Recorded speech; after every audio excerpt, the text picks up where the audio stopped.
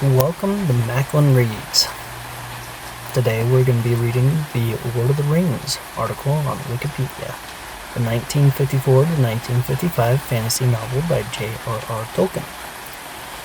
Take your time to listen, get settled in, and enjoy learning as you continue on with your day.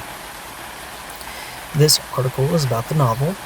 For other uses, see the Lord of the Rings disambiguation. War of the Ring redirects here. For other uses, see War of the Ring.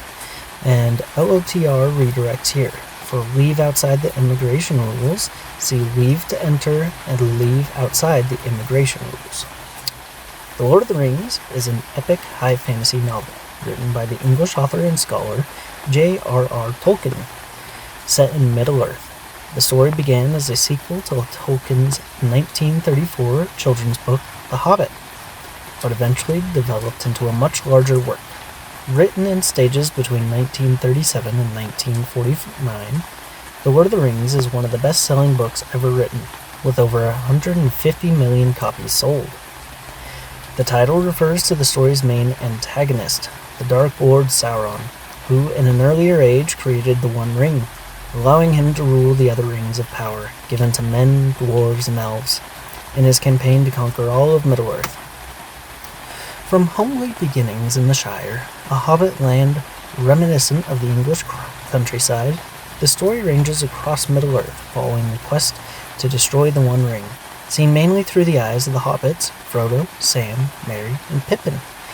Aiding the hobbits are the wizard Gandalf, the men Aragorn and Boromir, the elf Legolas, and the dwarf Gimli, who unite as the Company of the Ring to rally the free peoples of Middle-earth against Sauron's armies, and give Frodo a chance to destroy the One Ring in the fires of Mount Doom. Tolkien drew inspiration from various influences for the story, including philology, mythology, Christianity, earlier fantasy works, and his own experiences in the First World War. Although the work is often called a trilogy, Tolkien intended it to be a single volume in a 2-volume set, along with the Silmarillion. For economic reasons, it was first published over the course of a year, from the 29th of July 1954 to the 20th of October 1955, in 3 volumes rather than 1, under the titles The Fellowship of the Ring, The Two Towers, and The Return of the King. The Silmarillion appeared only after Tolkien's death. The work is divided internally into 6 books, 2 per volume, with several appendices of chronologies, genealogies, and linguistic information. These 3 volumes were later published as a box set in 1957, and finally as a single volume in 1968, following Tolkien's original intent. After an initial mixed reception by the literary establishment, The Lord of the Rings has been the subject of extensive analysis of its themes, literary devices, and origins. It is considered one of the most influential fantasy books ever written, and has helped to create and shape the modern fantasy genre. Since release, it has been reprinted many times, and translated into at least 38 languages. Its enduring popularity has led to numerous references in popular culture, the founding of many societies by fans of Tolkien's works, and the publication of many books about Tolkien and his works. It has inspired many derivative works, including paintings, music, films, television, video games, and board games. Award-winning adaptations of The Lord of the Rings have been made for radio, theater, and film. It was named Britain's best-loved novel of all time in a 2003 poll by the BBC called The Big Read. The plot. The Fellowship of the Ring.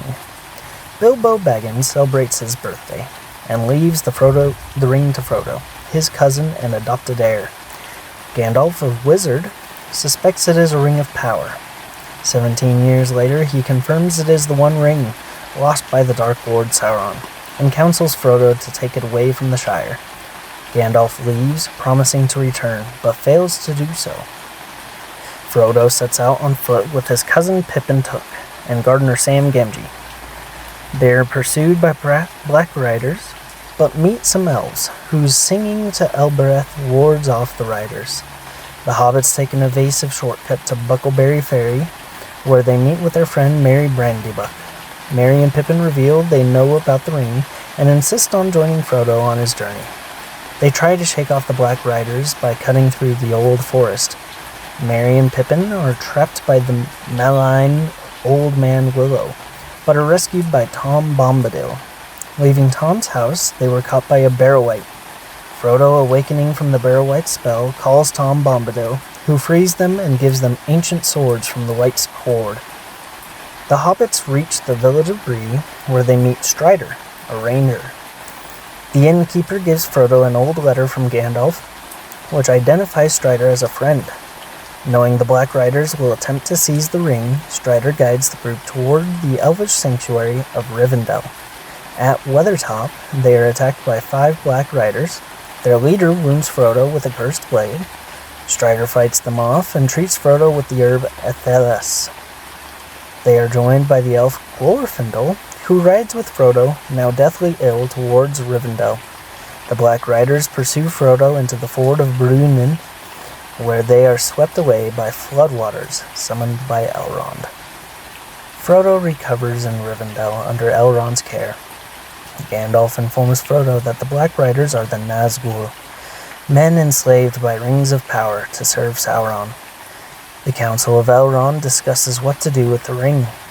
Strider is revealed to be Aragorn, the heir of Isildur, who had cut the ring from Sauron's hand in the Second Age, but claimed it for himself. The ring was lost when Isildur was killed. It was passed to Gollum and then to Bilbo. Gandalf reports that the chief wizard, Saruman, is a traitor. The council decides that the ring must be destroyed in the fire of Mount Doom in Mordor, where it was forged. Frodo takes this task upon himself. Elrond chooses companions for him, Sam, Merry, and Pippin. Gandalf, the men Aragorn and Boromir, son of the Steward of Gondor, the elf Legolas, and the dwarf Gimli, representing all the free peoples of the West. After a failed attempt to cross the Misty Mountains, the Fellowship risk the path through the mines of Moria. They learn that Balin and his dwarves, who had attempted to regain possession of Moria, were killed by orcs. They are attacked by orcs and a Balrog, a fire demon. Gandalf confronts the Balrog. Both fall into an abyss. The others escape to the elvish forest of Lothlorien, where the Lady Galadriel tests their loyalty and gives them magical gifts. She allows Frodo and Sam to look into her vision-giving fountain, the Mirror of Galadriel. Frodo offers her the ring. She refuses, knowing that it would master her. Galadriel's husband, Celeborn, gives the Fellowship boats, cloaks, and waybread. They travel down the river Anduin. At Amon Hen, Boromir tries to take the ring, but Frodo puts on the ring and disappears. Frodo chooses to cross the river and go alone to Mordor, but Sam, guessing what he intends, intercepts and joins him. The Two Towers. A party of orcs sent by Saruman and Sauron attack the Fellowship. Boromir tries to protect Merry and Pippin from the orcs, but they kill him and capture the 2 hobbits. Aragorn, Gimli, and Legolas decide to pursue the orcs.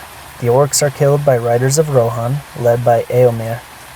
The hobbits escape into Fangorn Forest, where they are befriended by the Ent Treebeard.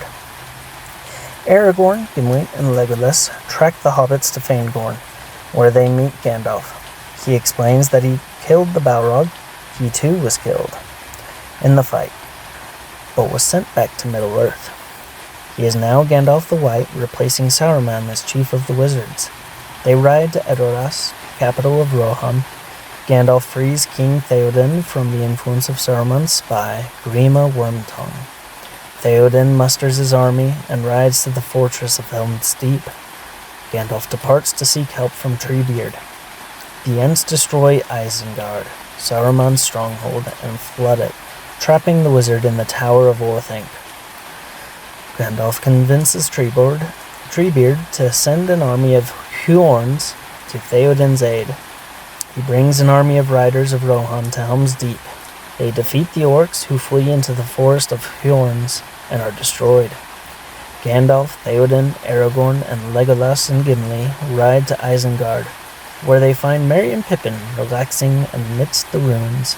Gandalf offers Saruman a chance to turn away from evil. When Saruman refuses, Gandalf strips him of his ring and most of his powers. Wormtongue throws down a hard round object to try to kill Gandalf, and Pippin picks it up. Gandalf swiftly takes it away, but Pippin steals it in the night. It is a Palantir, a seeing stone, that Saruman uses to speak with Sauron. Becoming ensnared, Sauron sees Pippin, but misunderstands the circumstances. Gandalf rides for Minas Tirith, chief city of Gondor, taking Pippin with him. Frodo and Sam struggle through the barren hills of the Eminmuil. They realize they are being tracked. On a moonlit night, they capture Gollum, who has followed them from Moria. Frodo makes Gollum swear to serve him as ring-bearer and asks him to guide them to Mordor. Gollum leads them across the dead marshes, and Sam overhears Gollum debating with his alter ego, Smeagol, whether to steal the ring. The Black Gate of Mordor is too well guarded, so they travel south through Ithilien to a secret pass that Gollum knows. They are captured by rangers led by Faramir, Boromir's brother, and brought to the secret fastness of Henneth Annuin.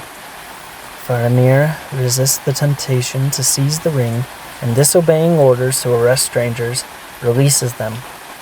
Gollum guides the hobbits to the pass, but leads them into the lair of the great spider Shelob, in the tunnels of Cirith Ungol. Frodo holds up his gift, the Phial of Galadriel, which holds the light of Erendil's star. It drives Shelob back. Frodo cuts through a giant web using his sword, Sting. Shelob attacks again, and Frodo falls to a venom. Sam picks up Sting and the Phial. He wounds the monster. Believing Frodo to be dead, a devastated Sam takes the ring to continue the quest alone. Orcs then take Frodo. Sam overhears them saying that Frodo is still alive and sets out to rescue him. The Return of the King. Sauron sends a great army against Gondor. Gandalf arrives at Minas Tirith to warn Denethor of the attack, while Theoden musters the riders of Rohan to go to Gondor's aid. Minas Tirith is besieged. The Lord of the Nazgul uses a spell wound, Battering Ram, to destroy the city's gate. Denethor, deceived by Sauron, falls into despair. He burns himself alive on a pyre. Pippin and Gandalf rescue his son Faramir from the same fate. Aragorn, accompanied by Legolas, Gimli, and the Rangers of the North, take the paths of the dead to recruit the dead men of Dunharrow, oath-breakers who will have no rest until they fight for the King of Gondor. Aragorn unleashes the army of the dead on the Corsairs of Umbar, invading southern Gondor. He and his men of the southern Gondor sail in the Corsairs' ships up the Anduin, reaching Minas Tirith just in time to turn the tide of the battle. Theoden's niece, Eowyn, who joined the army in disguise, kills the Lord of the Nazgul with help from Merry. Both are wounded. Gondor and Rohan defeat Sauron's army in the Battle of the Pelennor Fields, but Theoden is killed. Aragorn enters Minas Tirith and heals the sick. He leads an army through Ithilien to the Black Gate to distract Sauron from his true danger. At the Battle of Morannon, his army is vastly outnumbered. Sam rescues Frodo from the Tower of Cirith Ungol. They set out across Mordor. When they reach the edge of the Cracks of Doom, Frodo cannot resist the ring any longer. He claims it for himself and puts it on. Gollum reappears. He bites off Frodo's ring finger. Celebrating wildly, Gollum loses his footing and falls into the fire, taking the ring with him. When the ring is destroyed, Sauron loses his power. All he created collapses. The Nazgul perish. Aragorn wins the Battle of the Morannon, and the Eagles rescue Frodo and Sam from the ruin of Mount Doom. Aragorn is crowned king and weds Arwen, Elrond's daughter. Theoden is buried.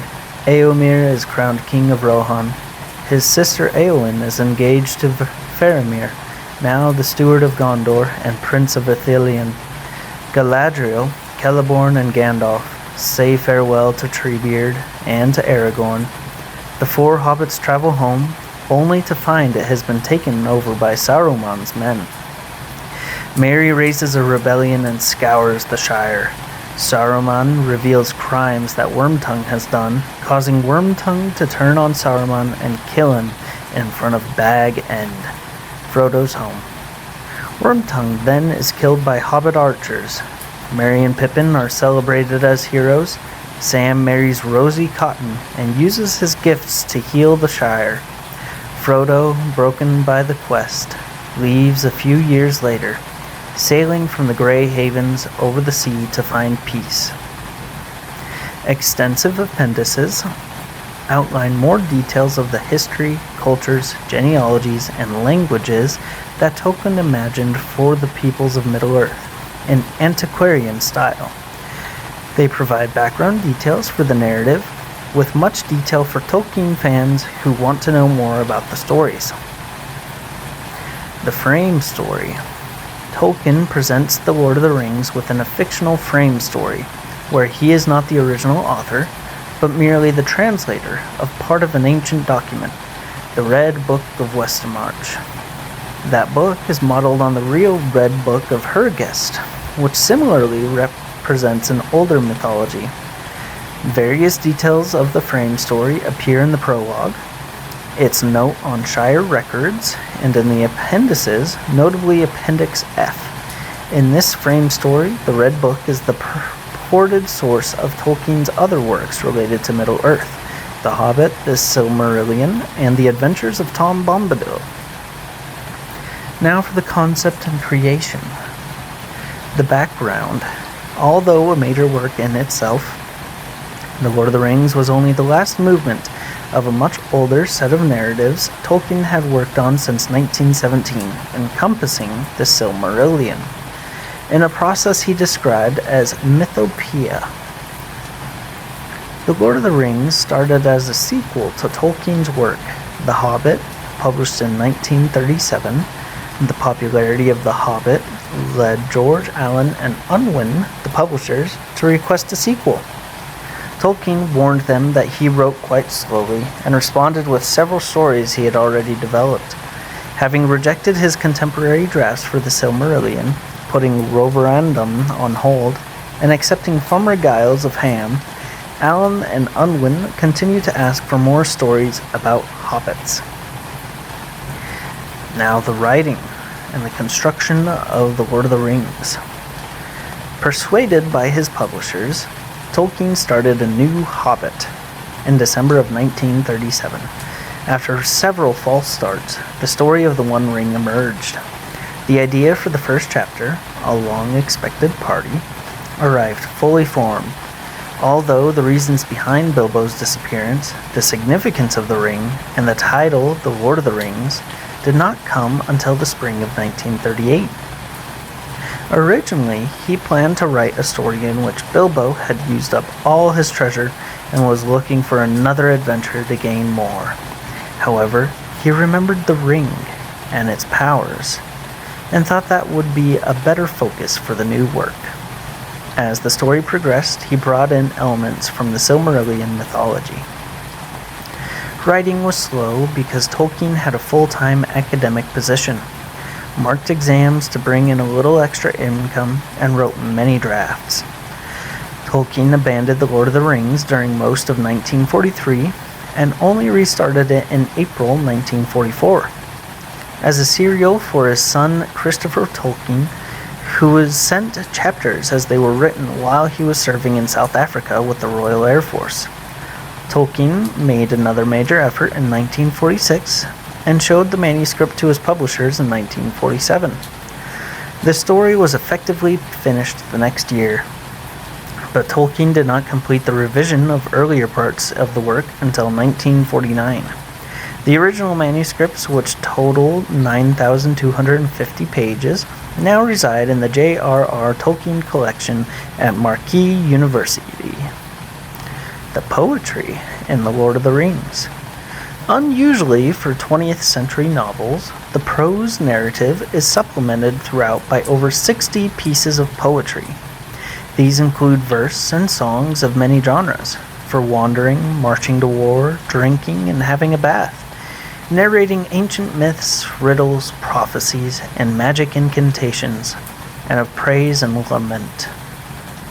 Some, such as riddles, charms, elegies, and narrating heroic actions, are found in Old English poetry. Scholars have stated that the poetry is essential for the fiction to work aesthetically and thematically, as it adds information not given in the prose, and it brings out characters and their backgrounds.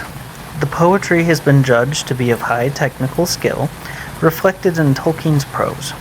For instance, he wrote much of Tom Bombadil's speech in meter. The illustrations of The Lord of the Rings. Tolkien worked on the text using his maps of Middle-earth as a guide to ensure the elements of the story fitted together in time and space. He prepared a variety of types of illustrations: maps, calligraphy, drawings, cover designs, even a facsimile painting of the Book of Mazarbul. But only the maps, the inscription on the ring, and a drawing of the doors of Durin and the inscription on Balin's tomb were included in the first edition. The hardback editions sometimes had cover illustrations by Tolkien, sometimes by other artists. According to the New York Times, Barbara Remington's cover designs for Ballantyne's paperback editions achieved mass cult status in the 1960s, particularly on college campuses across America. Influences for The Lord of the Rings. Tolkien drew on a wide array of influences, including language, Christianity, mythology, and Germanic heroic legend, including the Norse Volsunga saga. Archaeology, especially at the Temple of Nodens, ancient and modern literature like Finnish 19th century epic poetry, the Kalevala by Elias Lönnrot, and personal experience. He was inspired primarily by his profession, philology. His work centered on the study of Old English literature, especially Beowulf, and he acknowledged its importance to his writings. He was a gifted linguist, influenced by Celtic, Finnish, Slavic, and Greek language and mythology. Commentators have attempted to identify literary and topological anecdotes for characters, places, and events in Tolkien's writings. He acknowledged that he had enjoyed adventure stories by authors such as John Buchan and Rider Haggard. The arts and crafts polymath William Morris was a major influence, and Tolkien undoubtedly made use of some real place names, such as Bag End, the name of his aunt's home. Tolkien stated, too, that he had been influenced by his childhood experiences of the English countryside of Worcestershire, near Sarrow Mill, and its urbanization by the growth of Birmingham, and his personal experience of fighting in the trenches of the First World War. Moreover, the militarization and industrialization inspired the character of Sauron and his forces. The orcs represented the worst of it as workers that had been tortured and brutalized by the war and industry. Now the themes of The Lord of the Rings. Scholars and critics have identified many themes in the book, with its complex interlaced narrative, including a reversed quest, the struggle of good and evil, death and immortality, fate and free will, the addictive danger of power, and various aspects of Christianity, such as the presence of three Christ figures for prophet, priest, and king, as well as elements like hope and redemptive suffering. There is a common theme throughout the work of language, its sound, and its relationship to peoples and places, along with hints of providence and descriptions of weather and landscape. Out of these, Tolkien stated that the central theme is death and immortality. To those who suppose that the book was an allegory of events in the 20th century, Tolkien replied in the foreword to the second edition that it was not, saying he preferred history true or feigned, with its varied applicability to the thought and experience of readers. Some commentators have criticized the book for being a story about men for boys, with no significant women, or about a purely rural world with no bearing on modern life in cities, of containing no sign of religion or of racism. Other commentators responded by noting that there are 3 powerful women in the book: Galadriel, Eowyn, and Arwen. That life, even in rural Hobbiton, is not idealized, that Christianity is a pervasive theme, and that Tolkien was a sharply anti-racist, both in peacetime and during the Second World War, while Middle-earth is evidently polycultural. Others have discussed the apparent or implicit sexuality in the book. The publication history of The Lord of the Rings. A dispute with his publisher, Allen and Unwin, led Tolkien to offer the work to William Collins in 1950. Tolkien intended the Silmarillion, itself largely unrevised at this point, to be published along with The Lord of the Rings, but Allen and Unwin was unwilling to do this. After Milton Waldman, his contact at Collins, expressed the belief that The Lord of the Rings itself was urgently wanted cutting, Tolkien eventually demanded that they publish the book in 1952. Collins did not, and so Tolkien wrote to Allen and Unwin, telling that he would have gladly considered the publication of any part of the stuff, fearing his work would never see the light of day. For publication, the work was divided into 3 volumes to minimize any potential financial loss due to the high cost of typesetting and modest anticipated sales. The Fellowship of the Ring, Books 1 and 2, The Two Towers, Books 3 and 4, and The Return of the King, Books 5 and 6, and 6 appendices.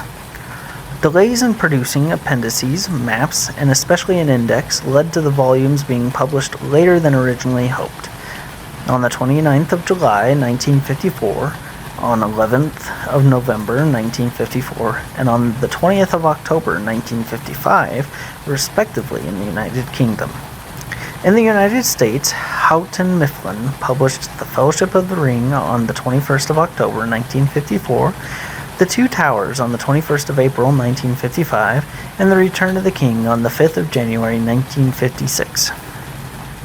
The Return of the King was especially delayed as Tolkien revised the ending and prepared appendices, some of which had to be left out because of space constraints.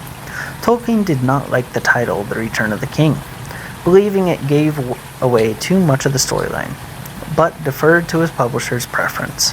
Tolkien wrote that the title The Two Towers can be left ambiguous, but considered naming the two as Orthanc and Barad-dûr, Minas Tirith and Barad-dûr, or Orthanc and the Tower of Cirith Ungol. However, a month later he wrote a note published at the end of The Fellowship of the Ring, and later drew a cover illustration, both of which identified the pair as Minas Morgul and Orthanc. Tolkien was initially opposed to titles being given to each 2-book volume, preferring instead the use of book titles, such as The Lord of the Rings, Volume 1, The Ring Sets Out and the Ring Goes South, Volume 2, The Treason of Isengard and the Ring Goes East, Volume 3, The War of the Ring, and The End of the Third Age. However, these individual book titles were dropped, and after pressure from his publishers, Tolkien suggested the volume titles: Volume 1, The Shadow Grows, Volume 2, The Ring in the Shadow, and Volume 3, The War of the Ring or The Return of the King. Because the 3-volume binding was so widely distributed, the work is often referred to as the Lord of the Rings Trilogy. In a letter to the poet W.H. Auden, who famously reviewed the final volume in 1956, Tolkien himself made use of the term trilogy for his work, though he did at other times consider this incorrect, as it was written and conceived as a single book. It is often called a novel, however. Tolkien objected to this term as he viewed it as a heroic romance. The books were published under a profit-sharing arrangement, whereby Tolkien would not receive an advance or royalties until the books had broken even. after which he would take a large share of the profits. It has ultimately become one of the best-selling novels ever written, with at least 50 million copies sold by 2003 and over 150 million copies sold by 2007. The work was published in the UK by Allen and Unwin until 1990, when the publisher and its assets were acquired by HarperCollins. The additions and revisions of Lord of the Rings. In the early 1960s, Donald A. Wollhelm, science fiction editor of the paperback publisher Ace Books, claimed that The Lord of the Rings was not protected in the United States under American copyright law, because Houghton Mifflin, the U.S. hardcover publisher, had neglected to copyright the work in the United States. Then, in 1965, Ace Books proceeded to publish an edition, unauthorized by Tolkien and without paying royalties to him. Tolkien took issue with this and quickly notified his fans of this objection. Grassroots pressure from these fans became so great that Ace Books withdrew their edition and made a nominal payment to Tolkien. Authorized editions followed the Ballantine Books and Houghton Mifflin to tremendous commercial success. Tolkien undertook various textual revisions to produce a version of the book that would be published with his consent and established an unquestioned U.S. copyright. This text became the second edition of The Lord of the Rings, published in 1965. The first Ballantine paperback edition was printed in October that year, selling 250,000 copies within 10 months. On the 4th of September 1966, the novel debuted on the New York Times' paperback bestsellers list as number 3 and was number 1 by 4th of December, a position it held for 8 weeks. Houghton Mifflin editions, after 1994, consolidate variant revisions by Tolkien and corrections supervised by Christopher Tolkien, which resulted after some initial glitches in a computer-based unified text. In 2004, for the 50th anniversary edition, Wayne G. Hammond and Christina Skoll, under supervision from Christopher Tolkien, studied and revised the text to eliminate as many errors and inconsistencies as possible, some of which had been introduced by well-meaning compositors of the first printing in 1954 and never had been corrected. The 2005 edition of the book contained further corrections noticed by the editors and submitted by readers. Yet more corrections were made in the 60th anniversary edition in 2014. Several editions, including the 50th anniversary edition, print the whole work in one volume, with the result that pagination varies widely over the various editions. Posthumous publication of drafts. From 1988 to 1992, Christopher Tolkien published the surviving drafts of The Lord of the Rings, chronicling and illuminating them with commentary. The stages of the text development in volumes 6 through 9 of the History of Middle-earth series. The 4 volumes carry the titles The Return of the Shadow, The Treason of Isengard, The Lord of the Ring, and Sauron Defeated. Several translations of The Lord of the Rings. The work has been translated with varying degrees of success into at least 38 languages, and reportedly at least 70 languages. Tolkien, an expert in philology, examined many of these translations and made comments on each that reflect both the translation process and his work.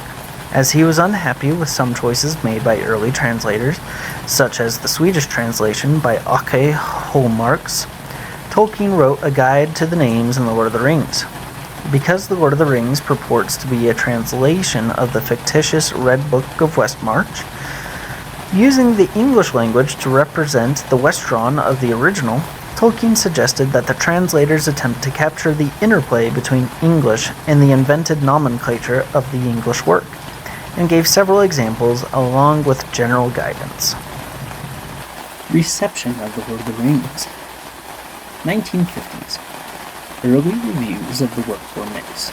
The initial review in the Sunday Telegraph described it as, quote, among the greatest works of imaginative fiction of the 20th century, end quote. The Sunday Times echoed this sentiment, stating that, quote, "The English-speaking world is divided into those who have read The Lord of the Rings and The Hobbit, and those who are going to read them," end quote.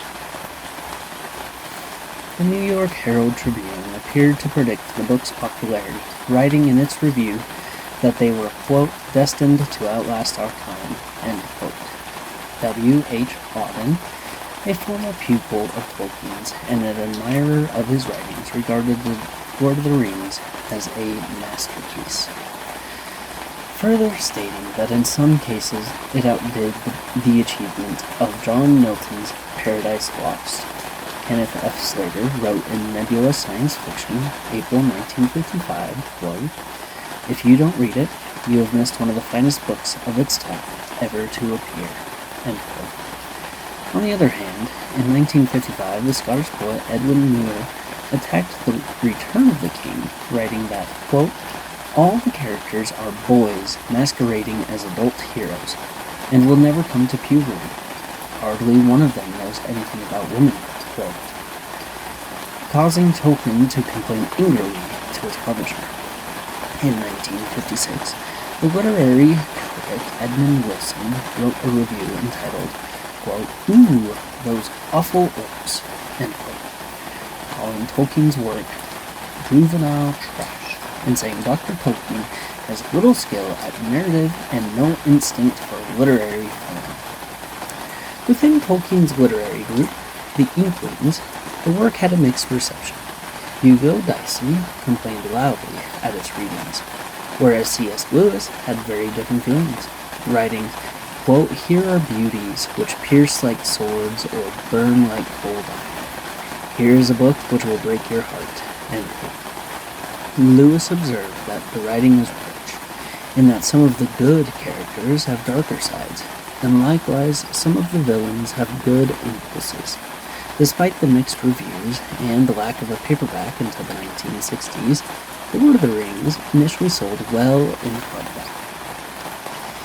Later on, Judith Shulevitz, writing in the New York Times, criticized the pedantry of Tolkien's literary style, saying that he formulated a high-minded belief in the importance of his mission as a literary preservationist, which turns out to be death to literature itself. The critic Richard Jenkins, writing in the New Republic, criticized the work for a lack of psychological depth. Both the characters and the work itself, according to Jenkins, were, quote, "anemic and lacking in fiber," end quote. The science fiction author David Brin interprets the work as holding unquestioning devotion to a traditional hierarchical social structure.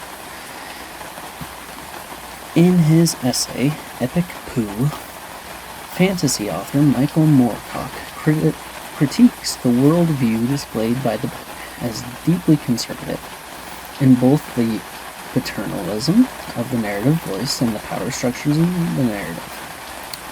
Tom Shippey, like Tolkien, an English philologist, notes that the wide gulf between Tolkien's supporters, both popular and academic, and his literary detractors, and attempts to explain in detail both why the literary establishment dislikes The Lord of the Rings and the work's subtlety, themes, and merits, including the impression of depth that it conveys. The scholar of humanities, Brian Roseberry, analyzed Tolkien's prose style in detail, showing that it was generally quite plain, varying to suit the voices of the different characters, and rising to a heroic register for special moments. The critic Patrick Curry cited the work's first publisher, Rainer Unwin's, quote, "pithy and accurate," unquote, assessment of the novel, a very great book in its own curious way. Awards. In 1957, The Lord of the Rings was awarded the International Fantasy Award. Despite its numerous detractors, the publication of the Ace books and Ballantine paperbacks helped The Lord of the Rings become immensely popular in the United States in the 1960s. The book has remained so ever since, ranking as the most popular works of fiction of the 20th century, judged by all three different measures: sales, library borrowings, and reader surveys. In the 2003 Big Read survey conducted in Britain by the BBC, The Lord of the Rings was found to be the nation's best-loved book. In similar 2004 polls, both Germany and Australia chose The Lord of the Rings as their favorite book. In a 1999 poll of Amazon.com customers, The Lord of the Rings was judged to be their favorite book of the millennium. In 2019, the BBC News listed The Lord of the Rings on its list of the 100 most inspiring novels. Different adaptations for The Lord of the Rings. The Lord of the Rings has been adapted into various media, including radio, stage, motion pictures, and video games. Radio first. The book has been adapted for radio 4 times. In 1955 and 1956, the BBC broadcast The Lord of the Rings, a 13-part radio adaptation of the story. In the 1960s, radio station WBAI produced a short radio adaptation. And in 1979, dramatization of The Lord of the Rings was broadcast in the United States and subsequently issued on tape and CD. In 1981, the BBC broadcast The Lord of the Rings, a new dramatization in 26 half-hour installments. Now for motion pictures. A variety of filmmakers considered adapting Tolkien's book, among them Stanley Kubrick, who thought it unfilmable, Michelangelo Antonioni, Jimmy Henson, Heinz Edelman, and John Borman. A Swedish live-action television film, Sagan om ringen, was broadcast in 1971. In 1978, Ralph Bakshi made an animated film version covering the Fellowship of the Ring and the part of the Two Towers to mixed reviews. In 1980, Rankin and Bass released an animated TV special based on the closing chapters of The Return of the King, gaining mixed reviews. The 1991 Soviet Union live-action adaptation of The Fellowship of the Ring, Chranitelli, was aired once and got lost, but was rediscovered and republished on the web. It includes Tom Bombadil and the Barrow-wight, omitted from Jackson's version, and in Finland, a live-action television miniseries, Hobbit, was broadcast in 1993, based on The Lord of the Rings, with a flashback to Bilbo's encounter with Gollum in The Hobbit. A far more successful adaptation was Peter Jackson's live-action The Lord of the Rings film Trilogy, produced by New Line Cinema and released in 3 installments as The Lord of the Rings, The Fellowship of the Ring in 2001, The Lord of the Rings, The Two Towers in 2002, and The Lord of the Rings, The Return of the King in 2003. All 3 parts won multiple Academy Awards, including consecutive Best Picture nominations.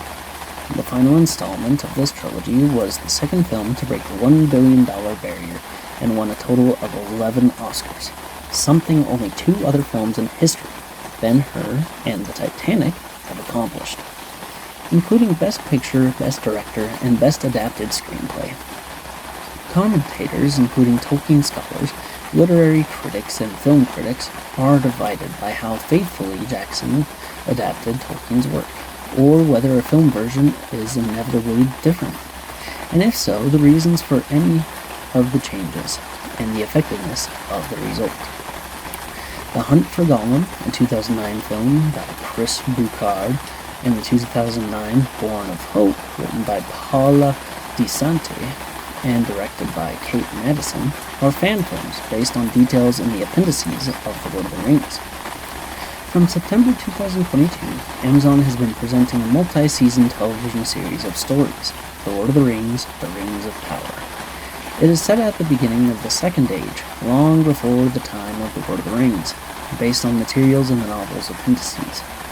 In 2023, Warner Brothers Discovery began making a series of films set in Middle-earth, produced along with New Line Cinema and Free Mode. The first was The Lord of the Rings, The War of Rohirrim, an anime written by Jeffrey Addis, Will Matthews, and Philippa Boyens, directed by Kenji Kamiyama. and released in December 2024. It was based on the story of the legendary Rohan king Helm Hammerhand. Audiobooks.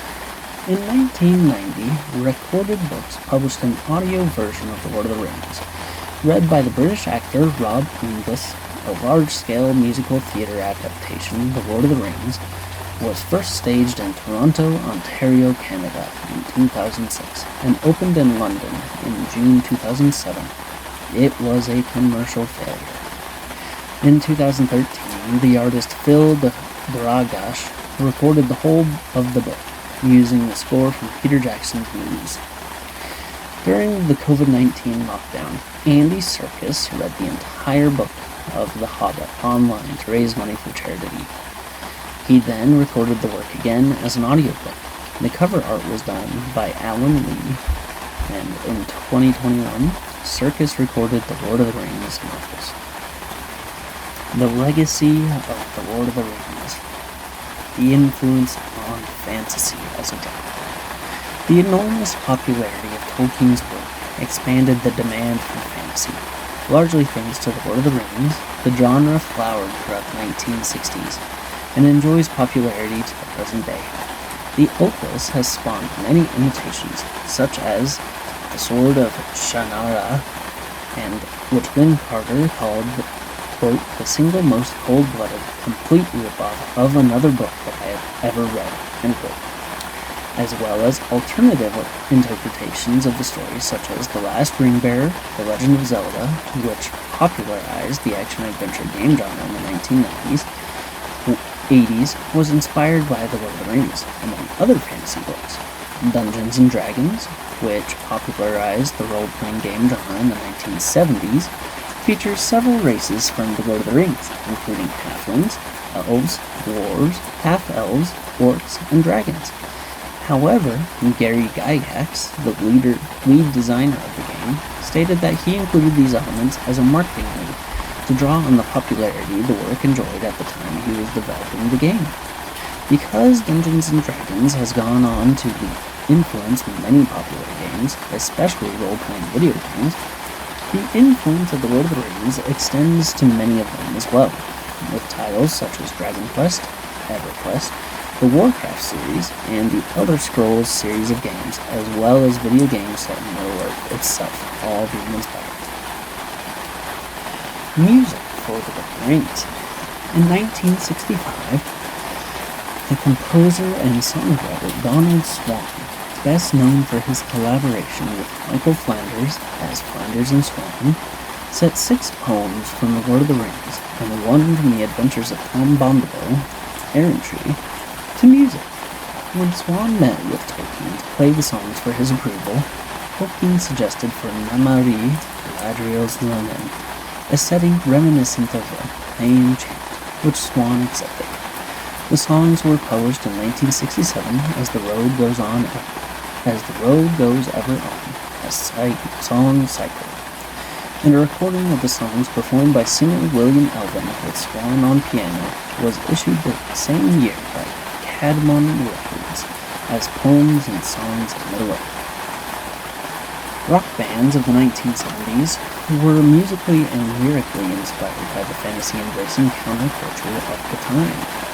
The British rock band Led Zeppelin recorded several songs that contain explicit references to The Lord of the Rings, such as mentioning Gollum and Mordor and Ramblon, the Misty Mountains in Misty Mountain Hall, and Ringwraiths in the Battle of Evermore.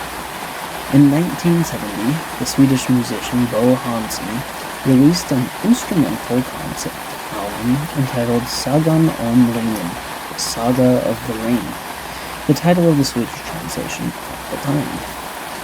The album was subsequently released internationally as music inspired by The Lord of the Rings in 1972. From the 1980s onward, many heavy metal acts have been influenced by Tolkien. In 1988, the Dutch composer and trombonist Johan de Meij completed his Symphony No. 1, The Lord of the Rings.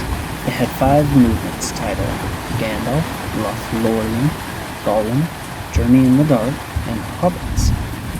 The 1991 album Shepherd Moons by the Irish musician Enya contains an instrumental titled Loch Lorien in reference to the home of the Wood Elves. Extended impact on pop culture. The Lord of the Rings has had a profound and wide-ranging impact on popular culture, beginning with its publication in the 1950s, but especially during the 1960s and 70s, when young people embraced it as a countercultural saga. Frodo lives and Gandalf for president were two phrases popular among the United States Tolkien fans during this time. Its impact is such that the works Tolkienian and Tolkienese have entered the Oxford English Dictionary, and many of his fantasy terms, formerly little known in English, such as orc and warg, have become widespread in that domain. Among its effects are numerous parodies, especially Harvard Lampoon's Lord of the Rings, which has had the distinction of remaining continuously in print from its publication in 1969 and of being translated into at least 11 languages. In 1969, Tolkien sold the merchandising rights to The Lord of the Rings and The Hobbit to United Artists under an agreement stipulating a lump sum payment of £10,000, equivalent to £145,000 in 2025, plus a 7.5% royalty after costs, payable to Allen and Unwin and the author. In 1976, 3 years after the author's death, United Artists sold the rights to Saul Seance Company, who now trade as Tolkien Enterprises. Since then, all, quote, authorized merchandise has been signed off by Tolkien Enterprises, although the intellectual property rights of the specific likenesses of characters and other imagery from the various adaptations is generally held by the adapters. Outside commercial exploitation from adaptations, from the late 1960s onwards, there has been an increasing variety of original licensed merchandise, with posters and calendars created by illustrators such as Barbara Remington. The work was named Britain's best novel of all time in the BBC's The Big Read. And in 2015, the BBC ranked The Lord of the Rings 26th on its list of the 100 greatest British novels. It was included in Le Monde's list of 100 books of the century. And that has been everything about the general publications of The Lord of the Rings.